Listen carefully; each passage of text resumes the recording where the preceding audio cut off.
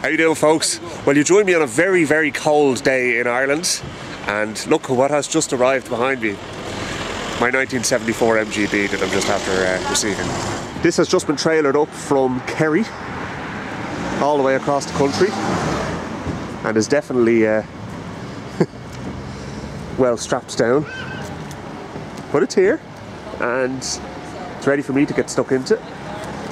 So let's get her into storage and we'll assess the situation. Well, folks, she is now in her new home, for the winter anyway, and I'm going to get stuck into this and have a look and see what it needs. So let's go down and have a look around it. First thing I want to do is see what the paint is like, actually, believe it or not. I sound a little bit congested, by the way, because I actually do have a cold. It's not COVID, it's just a cold, but that's what it is anyway. Well, there's a little bit of shine left in the paint anyway when you rub off the years of grime. Bearing in mind this car hasn't been driven since 1991. That's not bad, but it is as rough as a bear's arse. You know, it is very, very rough. But, I mean, you only have to look at the windscreen to see how much grime and grit and muck and everything is on this car from the years of sitting up. But anyway, let's go from front to back and see what it needs. So, starting at the very front. No, I'm not doing a chrome bumper conversion on this, not yet anyway. I don't think I even will at all. But simply because of the fact I want to leave this car completely original, even down to getting an original 1970s radio. But starting at the very front, we basically just need to get a badge for the bumper. See how the bumper comes up. Paint the grille in there, because that's pretty grubby. I'm not looking at bodywork, I'm looking at the mechanical side of things, because that's what I'm going to do first. Wouldn't you know, we've fallen at the first hurdle. The bonnet release cable is completely seized and the bonnet is now closed on it, so I have to try and figure out how the hell to open the bloody thing. I think what I could probably do is go in at the grille and just try and poke something in to push the lever, but that's going to take a bit of faffing around to do, so we'll see how we get on. Okay, suffice it to say, with a bit of jiggery pokery, more pokery than jiggery now, to be honest with you, I was able to get the bonnet open. It was basically, the cable is completely seized, so I was able to get through the grille and open it. I'm not going to show you in too much detail on a YouTube video how to do that, to be honest with you, because, you know, I want to go aiding and abetting felons. So, anyway, we've been here before, folks. Does any of it look familiar to you? Well, it definitely looks familiar to me anyway, so that's a good start. Even left a little fuel tank for me, which is fantastic, because I'm going to need that. Those carbs need to come out. So anyway, let's go back. Rewind. Okay, so badge for the grille, or the front bumper even. They are probably sealed beam headlights, so we will be wanting to replace them with... No, I don't think they are. I think they could be H4 actually. So if they're H4, then happy days. So we can leave them as is. We'll be pulling all the wiring out of this car, as I have done with my Beetle, because I want to be able to address every issue with the wiring. And look at that. There's the reason why. British cars and wiring, classic British cars and wiring, just a nightmare. Lucas made the electrical systems for this car, and Lucas supposedly stood for loose unsoldered connections and splices. And when we get into the wiring harness at a later stage, you'll see exactly what I mean. So anyway, right, radiator, we're going to need to flush that. We need to see if it's actually porous or not, and we need to see if it's actually serviceable or not. We're probably going to have to replace radiator hoses, because a lot of them are going to be perished. We're going to have to rebuild those carburetors. I'm going to take the cylinder head off. We're going to get hardened valve seats put into it, thereby making it run safely on unleaded fuel. We will have a look at the bottom end and see how we're looking there. Flush out all the nasties by mixing a bit of diesel and engine oil and cranking it over, basically flushing all the gack out into the sump and then basically draining it out. We'll do that before we take the head off, obviously. Alternator belt, obviously. Oil filter, obviously. I'll put an electronic ignition kit in it because I hate points, and that'll be probably the only modification I'll be doing in this car. The heater box needs to be opened up, cleaned out, painted, Brake master cylinder has been removed, so that needs to be reinstated. That's the clutch master cylinder is the one you see there. All of the solid brake lines need to be replaced. The vacuum pipes for the servo. All fuel lines front to back. All vacuum hoses front to back. Let's have a look and see now. Basically, when we have everything stripped out of the engine bay, we'll be able to address any kind of the beginnings of any sort of corrosion. Basically, go through it all, and I'm going to use just like a built hammer, make a chemical rust converter and underseal combination stuff. I can't remember the name of it, but I'll try and find out, and I'll put it as a caption in this video. But that's the stuff I'm going to use. So that means cleaning everything off. The bonnet looks very good inside, so there's no point in letting it deteriorate. So that's basically under the engine bay. The engine's going to be getting as much of an overhaul as it needs. Without going too much into it, I'll take the sump off and I'll clean out any gack out of there, and what we can do is we can have a look at the crankshaft bearings and that as well, and see if they're in good order. We kind of know when we look at the top end what sort of mileage is on this engine, and if it's got fairly low mileage, we might get away without having to do any of that. So moving back, we're going to have to replace all of the rubber seals on the glass, although I'm a little bit reticent to do that simply because of the fact that modern rubber is crap, although they're rock hard and probably going to leak. There is rust, as I said, but we're not talking about the rust now because that is not what I'm dealing with here. I do not have keys for this car, so there is an ignition barrel in it, but bearing in mind this car has been sitting up since 1991, that's why I don't have it. Now, one of the things I was interested in actually on this car was the stalks. I wanted to see if the overdrive was on the stock, and fortunately enough it is. So there's our overdrive switch, so we do have overdrive for sure. I did know that anyway, I saw the overdrive unit on the gearbox. The dashboard looks in pretty good order. I'll sit in here. Now we're relying on the light of the camera because it's a bit dark in the shed here.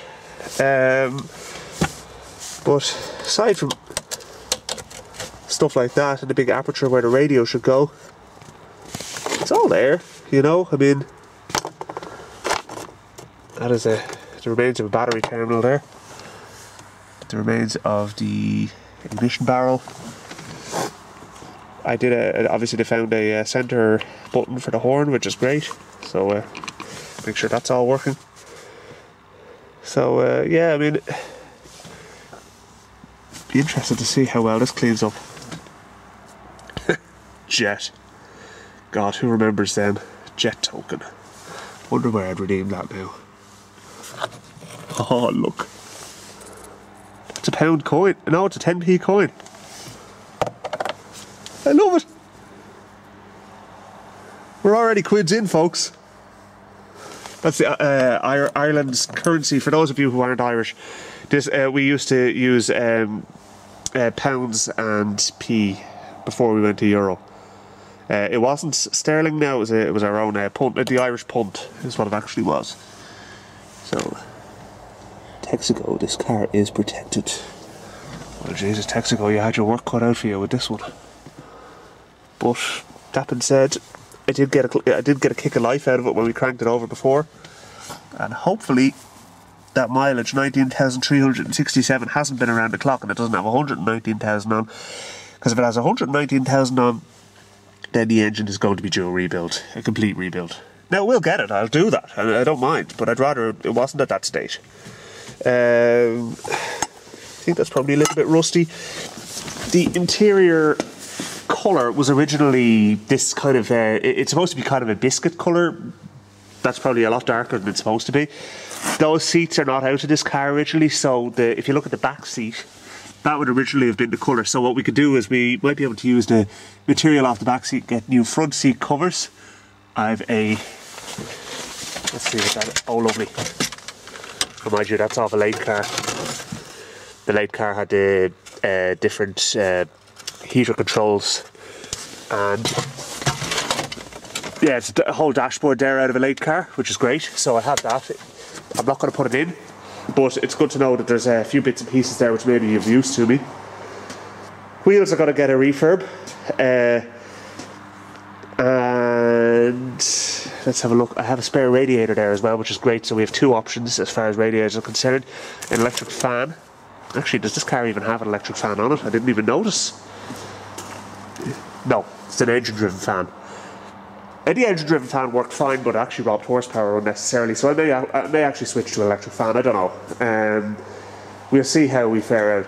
Now, as far as going on the underside is concerned, that tow bar is going, because I'm not going to be towing anything with this. We need new rear light lenses as well, obviously. Underside, I will strip out the whole back suspension, the rear axle, replace all the seals in the back diff, check everything over with the Hardy spicers, which are the universal joints on the drive shafts. Probably take the cover off the diff and just clean out of any gunge, because oil just turns into gunge over the time. It needs a full exhaust system. There's no exhaust system on it at the moment at all. We'll take the front subframe out, so get it up onto axle stands, get the front subframe out and do all the bushings, all the ball joints, steering components, brakes. We'll change all the flexible brake lines, all the solid brake lines. It's going to probably need new calipers on the front. If I get away with rebuilding the calipers that are on it, well and good, but I wouldn't hold out too much hope in doing that. We don't need to be too optimistic in this one. And then afterwards, give it a coat of polish, throw a tank of fuel in it. Oh, by the way, it'll probably need a new fuel tank. Fuel pump as well too is always going to be dicky in these. But fuel tanks rot on the top of these cars. There's kind of it's under the boot floor, so they tend to rot out. You probably take the fuel tank out of this one and it'll be like a bucket insofar as it won't have a top on it at all. So we're not even going to waste our time trying to put fuel in that and seeing if it holds it. We're just going to take it out first and have a look. And fuel tank is not massive money. I think they're about €100, which is okay really. Then the fuel pump, you can get rebuild kits for the SU fuel pumps, and they do work. You know, they're just a little bit dicky. You know, they have like a contact breaker points on them. When the plunger moves one way, it cuts off the supply, and then the plunger moves back the other way, and the whole cycle reverts. So, anyway, I definitely do have my work cut out for me with this car. There's no doubt about it. But the thing about it is that this is not going to be done today or tomorrow. This is a long-term project, and I'm going to tip away on it here and there and just kind of move things along with it. The next job I'm going to do is I'm going to take off that cylinder head and I'm going to have a look inside and see what we're actually dealing with the engine. And then once I kind of know what the story is with that, I'm going to send the cylinder head away to an engineering shop and get them to do the hardened valve seats. And then we're kind of moving on with that. While the cylinder head is away getting done, I will take the carbs apart, get a rebuild kit for the carbs, get them all done, get all fuel hoses installed, and then have a look at that fuel pump as well, and make sure the fuel system is all right. And then at least we can kind of work on the engine and work on the systems that feed the engine first of all, and then we'll look at the likes of the gearbox and the differential and the suspension, the brakes, steering, you know, the interior. The interior isn't actually as bad as I thought it was, to be honest with you. It's all there basically. So we will obviously have to retrim it, you know, I mean, but that's, you know, again, cosmetic, similar to the bodywork. You know, the bodywork has been pretty much solid. But as I'm going through all of the different steps, what I'm going to do is I'm going to actually take the time to address any possible areas of concern with corrosion. So when I have the engine bay cleared out, as I said, I'll attack the whole engine bay with the under seal and make sure that that's all kind of properly protected and spruced up, and we'll paint the engine block as well, make sure that that looks nice, because I want this car to look nice as well as drive well. And then we can kind of go underneath the car and sort of do the front section. When we take the front subframe out, we'll do up around where the front subframe goes with all the rust protection and rust proofing, do the actual subframe itself, and then we can kind of work our way backwards. So a bit of money to be spent in this car as well, and you know, I don't want to kind of go and shell out too much money at the early stages. I want to just kind of do this bit by bit. And also I have a lot of stuff going on as well, not the least of which is my Beetle, which is supposed to be ready now, which it still isn't, but it, you know, we're again overdue. We're past another deadline. But you know, what do you do? this is what I'm up against. Anyway, look, we'll get there in the end. I'm trying not to annoy myself with it, but most of the welding is pretty much finished. I've got the wiring harness finished. Bits have gone missing, so I have to try and find those. Anyway, look, we'll leave it there, but I am looking forward to doing this car behind me and actually doing it myself as much as possible, learning to weld and trying to do a bit of the bodywork and finding somebody reputable who can do the bloody painting for me. So she's in the right place now anyway, in safe hands, and I may not do everything right, but I'll give it my best shot, and that's what this car needs, and I'm going to have a lot of fun with it, and it's definitely going to get used. Plus, the other thing as well is my dad is absolutely mad about MGs, and he doesn't know I have this car. I haven't actually told him yet. So what I want to do is get it driving and spruce it up as best I can and drive it over to his house and show him it. He's going to blow up with excitement, and I'm really, it's one of the big things that's actually driving me forward with this project is, you know, actually taking the time to do that and, you know, get him involved. He can't really do much of the mechanical stuff, but he will certainly take it out for a drive, and I want to have it driving well, so it's spurring me on. It's kind of it is kind of one of the big exciting factors of this car. But anyway, let's leave it there for the moment, folks. I need to get back down and have a nice warm cup of coffee and get out of the cold. It's -1 degrees here, so it is really, really cold. And yeah, I'm not going to be doing anything with it today, but at least we have it. So thanks for watching, folks, and please do hit that subscribe button, and I'll keep you updated with my progress, and we'll see how we go from here. Thanks for watching. Chat to you soon. Ladies and gentlemen, allow me to introduce to you Jelly Bean. Yes, that's what I'm calling it. There is a very good reason for it, but I gave it a bit of a rub with an oily rag just to take some of the moss off it and spruce it up a little bit. I think she deserves it. Obviously this is not the detailing I'm going to go into, but definitely looks a hell of a lot prettier now. Yes, I definitely do not have the buyer's remorse, especially when you consider how much I paid for this car, which was very, very little. So I couldn't leave it be.